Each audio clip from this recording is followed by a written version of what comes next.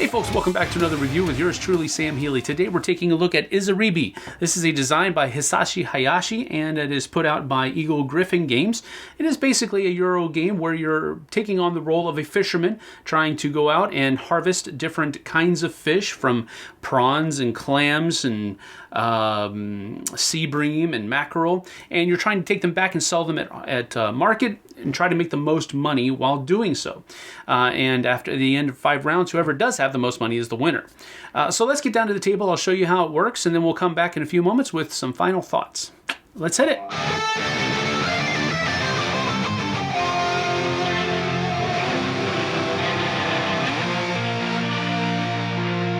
So here I have set up for you a 3-player game of Isaribi. Now Isaribi is a fishing game where each player is going to try to score the most money by the end of the game. The game is going to last a number of 5 rounds, and at the end of the 5th round, whoever has the most money is the winner.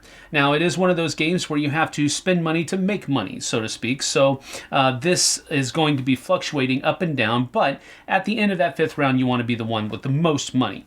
Now, during the course of each round, starting with the first player and then going clockwise, you're going to be able to use your action points to do basically 7 different things. Now, the things that you can do are, first of all, fishing, which is you have to be in one of these fishing areas in order to do that. You can also move, which means that you can use your action points to move from one area to the next. And it takes 1 action point to move from the harbor to the first fishing area, and from each fishing area also takes 1 action point.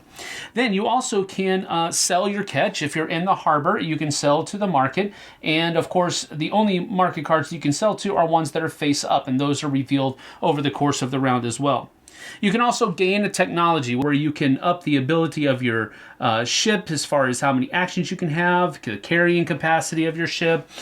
You can also purchase a special ability, which is also considered a technology, so to speak. You can also spend an action to flip a market card. Now, every time that the first player takes a turn during the round, he's going to automatically flip a market card. But maybe you want to know what's coming a little bit sooner than everybody else. The 2 last things that you can do are basically you can pass, which means that you're going to forfeit the rest of your action points this turn and just wait for your next turn. Or you can also just leave the round. And if you leave the round, you're going to forfeit all of the rest of your action points. You're done completely for that round. But as soon as you leave the round, you'll be able to take one of these collaborators, and it helps you on the beginning of the next round. And also, the first person to leave a round takes the first player token. So as a round begins, the first thing that would happen is each player would be able to choose whether or not they're going to start in the harbor or start in one of these fishing spots out here in the fishing area. The first player, green here, is going to choose to stay in harbor because they're going to want to do a bit of technology first. So they're going to stay there. Purple is going to choose to come on out here, and then orange is going to choose to come out here like so. Now, after that initial placement goes through, we go into the main step phase where we start using our action points on our board. So green player is going to, first of all, going to use 3 of their money, 1, 2, 3, and that's going to allow them to purchase an upgrade. So what they're going to do is simply upgrade their boat now so that they have 2 actions instead of just 1.5. So now that takes place immediately. So now I have 1 action left, and I'm going to go ahead and use it to move out here like this.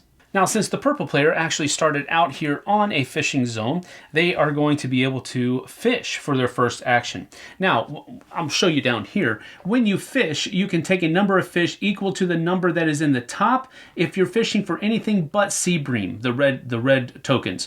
But if you're fishing for sea bream, wherever your token is, that is the number that you can take. So the first column is only 1 sea bream, the second one is 2, and so forth and so on. Now, when you fish, you can fish by net, which costs 1 action point, or you can fish by hand, which only costs a half of an action point. The difference being, if you fish by net, you're going to be able to harvest as many tokens as your board allows you. If you fish by hand, you'll only be able to take 1 thing away. Additionally, you cannot fish by net for clams. You have to fish by hand for clams, so you're ever only going to be able to get 1 clam whenever you harvest for it. So purple here is going to use a complete full action and use harvest 2 of these. They're going to put them on their sheet back here. And then he has a half of an action left, so he's going to fish by hand and take another. And that will be his entire turn. Orange over here is going to use 1 half action to fish for this clam and put it down there in their bag. And then they're going to use their other action to move over to this fishing spot. On green's turn, when we come back around, we're going to, first of all, flip over a card. Now, this is what is required by this vendor. So he wants 1 clam, and once he gets it, he'll be shut down. This guy wants 1 of anything, or 3 of anything, and he's going to give you 2 coin for that. The clam guy over here is going to give you 3 coin. So continuing on green's turn, they're going to use half an action to put this into their ship, and then they're going to sail 1 back this way, and that will be their turn. Purple is going to go ahead and move forward here 1, and then that's going to leave them half of an action. They'll be able to fish by hand for this right here. And then orange here is going to fish by net to get a sea bream. They can only take 1 because that's the technology of their ship right now. And that is going to leave them with only half of an action left, which isn't enough, so they're actually done. We come back to green's turn, who is the first player. Another card gets flipped over here in the market. Ooh. All right, so his first action is going to be to fish by net, and he's going to take these 2 prawns and add them to his bag here. His second action will be to move here, and that will be that. Purple, on the other hand, is going to use 1 of their 1.5 actions and move back here. And then orange over here is going to use another action to fish for that sea bream because they saw that this market card came up, so hopefully we'll be able to get over there and get some money. And then they only have half an action left, so they're done as well. Come back to green turn, and we flip over another market card, like so. And this is 1 of any kind for $3, which isn't bad.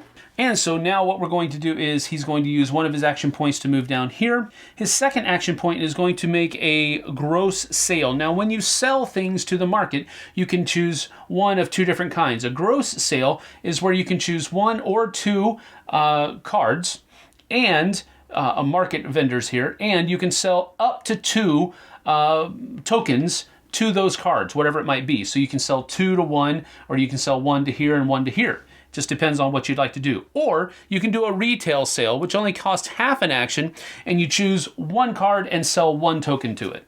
So we're going to go ahead and do a gross sale, which allows us then to sell 1 clam here, and then a prawn down here.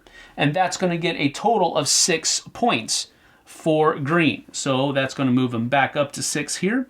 Now, purple is also going to make a gross sale with 1 action point, and they're going to go ahead and sell 2 prawn here, which is going to give them $2 each, meaning that they're going to move 4. So they go on up to 7 here. And they only have half an action point left. They can't sell anymore because you can only make 1 sell action per turn. So now it goes back to orange. And orange has 1.5 ability here, so they're going to sail 1 here, and then they'll use a half an action to take 1 of these mackerels up as well. Comes back around to green's turn. They're going to flip over the final market card like so, and then let's see here. Does he have anything else he can sell? He does. He's going to sell 1 of these prawns right here. This is only using a half an action point, but he does get $2 more. And since he's out, he's going to go ahead and leave the round. And leaving the round allows him to take 1 of these collaborator tokens. It also allows him to keep the first player token. And so we're going to go ahead and take the money changer, which will give us $3 when we turn it back in. Now, purple doesn't have anything else to sell because the market is not asking for anything else that he has. He has 1 clam and 1 prawn. But all of the vendors that wanted clams and prawns have been sold to. So he's going to have to leave the round as well. Because he has 2 tokens and he only has the ability to keep 1, he's going to get rid of a clam token and keep the prawn. And then he's also going to be able to take 1 of these collaborators up here. And let's see here. We're going to go ahead and take the Carpenter, which is going to allow him to get one technology with a discount of $3. And now we come back to Orange. He's going to fish for half, and then he's going to move for 1. And that's the end of his turn. Both of these guys are out. It comes back to him. He's going to spend 1 and forfeit the rest, and then he's going to spend 1. And then he's going to make a retail sale where he's going to choose 1 market card and sell 1 thing to it. So he will choose to sell to the Seabream, which gets him $5. And now for his last action, because once there's only 1 player left, they can only take 2 more actions at most. He's going to do a gross sale, and that is going to allow him to sell 1 here and 1 here, getting a total of 8 more tokens. So that's going to move him on up to 16 like that.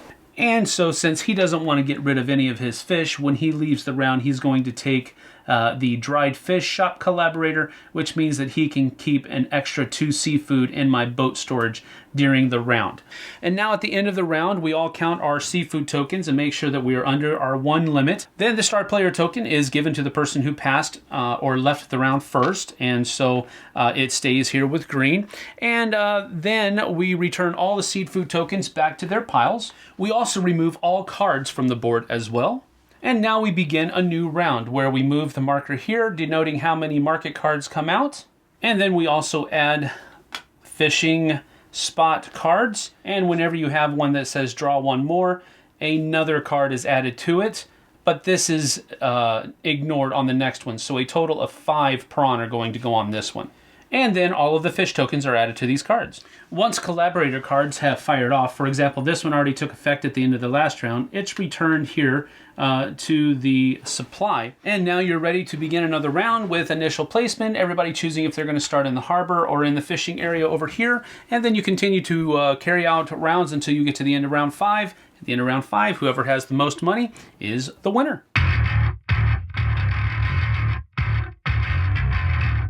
And so that's Isaribi in a very generalistic sense. There's some other minutia that's in there that you'll come across if you have the rulebook in your hand. But generally speaking, you get the flow of the game. Each round consists of a number of phases, and during those phases, you carry out the same things from round to round.